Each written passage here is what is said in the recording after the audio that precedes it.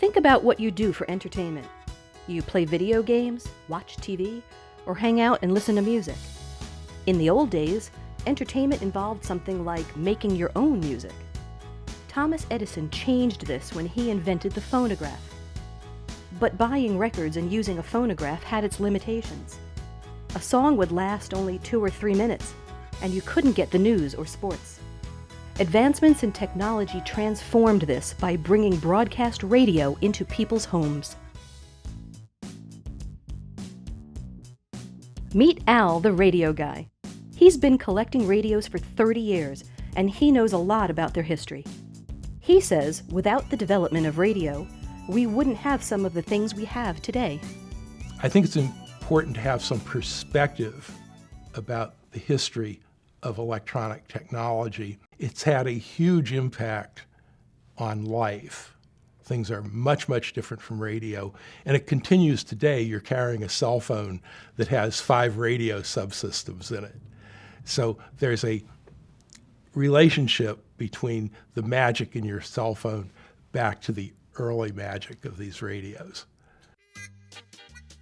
That magic begins after World War I, in the 1920s, a time of notable energy and innovation in America. During this period, people start to think about broadcasting radio to the general public.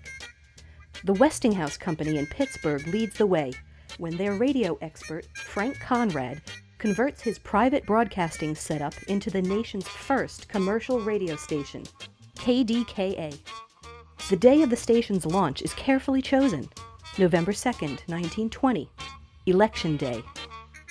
Now, KDKA can announce the results of the Harding-Cox presidential contest to the public, hours before they could read about it in the morning papers. Westinghouse answers the other end of the equation by making available to the public a radio, which can receive a broadcast signal. They also understood that if they were going to set up a broadcast industry, they had to sell receivers to the general public.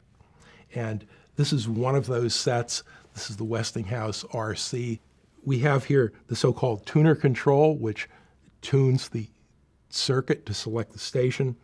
Down here there's a fine-tuning control, and here is the so-called tickler control, which will control the amount of energy fed back from the amplifier into the input circuit. We have a rheostat here that controls the current to the detector tube, and another one here that controls the current to the amplifier tube. This instrument contains 3 vacuum tubes inside here.